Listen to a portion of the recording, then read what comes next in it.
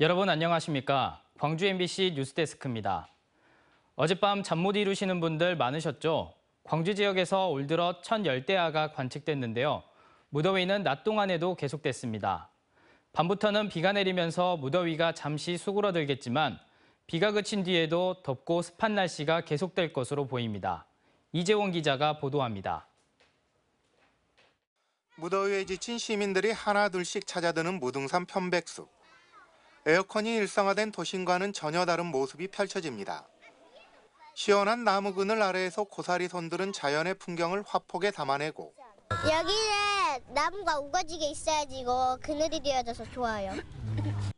편백나무 사이를 맨발로 걸으면서 무더위를 날리는 풍경은 여름철 새로운 일상이 됐습니다.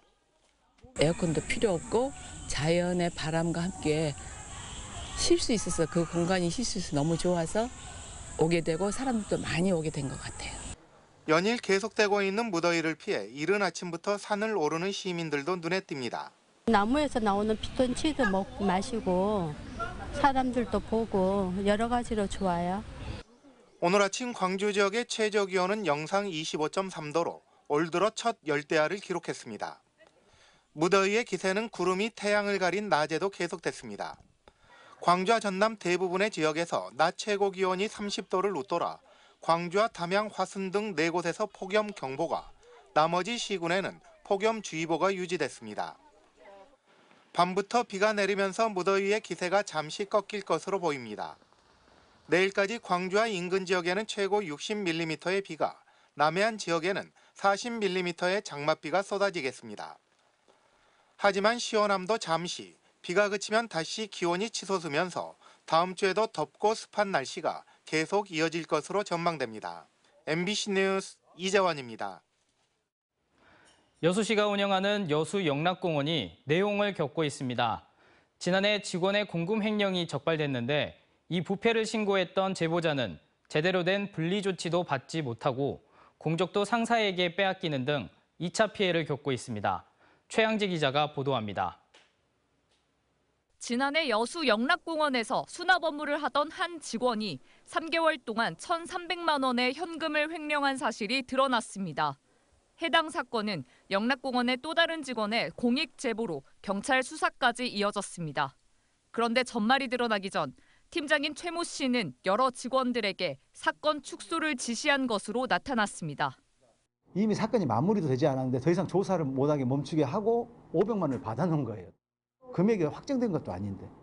그런데 부패를 신고한 공익 제보자로 인정받고 여수시의회에게 감사패까지 받은 건 정작 제보를 한 직원이 아닌 직원들에게 사건 은폐를 지시한 팀장인 최 씨였습니다.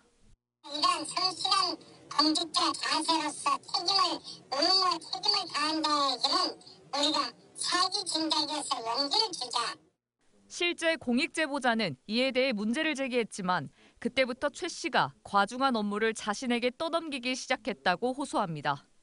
이권으로보자 제가 그걸 발견하고 보고를 한 건 아니니까요. 도저히 이게 불이익이 계속 지속되다 보니까 나는 옳은 일을 했는데 왜 불이익을 계속 받아야 되나라는 생각을 계속했고. 문제는 이뿐만이 아닙니다. 횡령으로 해고된 직원의 친누나까지 최근 입사하면서 큰 압박감에 시달리고 있습니다. 왕따 같은 분위기를 겪고 있으면서 좀 참담한 심정도 많이 느꼈고요. 그럼에도 불구하고 이제 제가 가장이기 때문에 또 이걸 또 버텨야 된다는. 횡령에 대한 여수시의 재발 방지 대책에 대해서도 아쉬운 목소리가 나옵니다.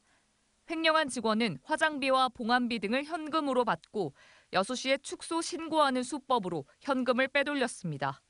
하지만 여수시가 내놓은 대책은 공원 이용자들에게 현금을 받지 않고 직원들끼리 자체 단속을 강화하는 게 고작이라는 지적입니다. 우리가 관리 감독을 더 제대로 해서 이거를 발생의 미연에 방지를 하겠다가 아니라 권한 자체를 저희 직원들한테 부여를 해가지고 떠넘겨가지고. 저희가 직원들이 이제 관리 감독은 직원들이 하는 거죠. 영락공원에서 를 말씀하시는 거예요? 예, 그렇습니다. 하지만 이 같은 내부 상황도 제대로 해결하지 못한 채 또 다른 횡령 사건이 발생할 가능성이 큰 만큼 자치단체의 관리 감독이 보다 강화돼야 한다는 목소리가 커지고 있습니다. MBC 뉴스 최영지입니다. 오래된 아파트에 사는 주민들이 장마철이면 특히 누수로 불안해한다는 소식 얼마 전에 전해드렸는데요. 누수뿐만 아니라 기본적인 시설도 곳곳이 낡고 부식되면서 화재는 물론 추락 등 안전사고 우려도 큽니다. 김규희 기자가 보도합니다. 아파트 주민들이 계단을 오르자 난간이 버티지 못하고 좌우로 흔들립니다. 나무로 된 손잡이는 썩어 곳곳이 패이고 이를 지탱하는 지지대도 군데군데 빠져 있습니다. 지어진 지 50년 된 건물에서 수명을 다한 철제 지지대가 녹슬고 썩어 문드러지면서 제 역할을 하지 못하게 된 겁니다. 계단 난간대가 흔들리면서 낙상사고 위험에 노출돼 있습니다. 가뜩이나 엘리베이터도 없어서 오로지 계단을 이용해야 하는 주민들은 걱정이 이만저만 아닙니다. 계단에 올라오면 계단이 흔들리니까 여기 인공관절 수술해서 안 짚을 수가 없어서 짚으면 무섭고. 사고 위험이 높은 건 옥상도 마찬가지입니다. 사방에 난간이 하나도 없다 보니 자칫 발을 헛디디면 6층 아래로 떨어져 크게 다칠 수 있습니다. 위험이 크지만 비상시설로 개방을 해야 하는 규정 탓에 막아놓지도 못하고 있습니다. 옥상에 있는 물탱크도 해마다 2차례씩 청소해야 하는데 이곳에 오르는 유일한 수단인 사다리 역시 낡아 속절없이 흔들립니다. 이곳저곳 병들지 않은 곳이 없습니다. 한 60대 주민은 전등을 켰다가 갑자기 불꽃이 튀면서 천장 안에 있던 전선을 모두 밖으로 꺼내 새로 설치하기도 했습니다. 불이 팡 튀더라고. 불꽃이 안에서 보니까 천장에서 이렇게 불꽃이 소리 나면서 탕탕 소리 나면서 이렇게 튕기더라고. 그래서 불날까봐 그거 막 겁이 났지. 전문가들은 낡은 아파트일수록 빗물 누수가 심하고 전선 피복도 쉽게 갈라져 화재 위험이 크다고 우려하고 있습니다. 누전이 발생하면 모든 전선에 열이 다 전달이 됩니다.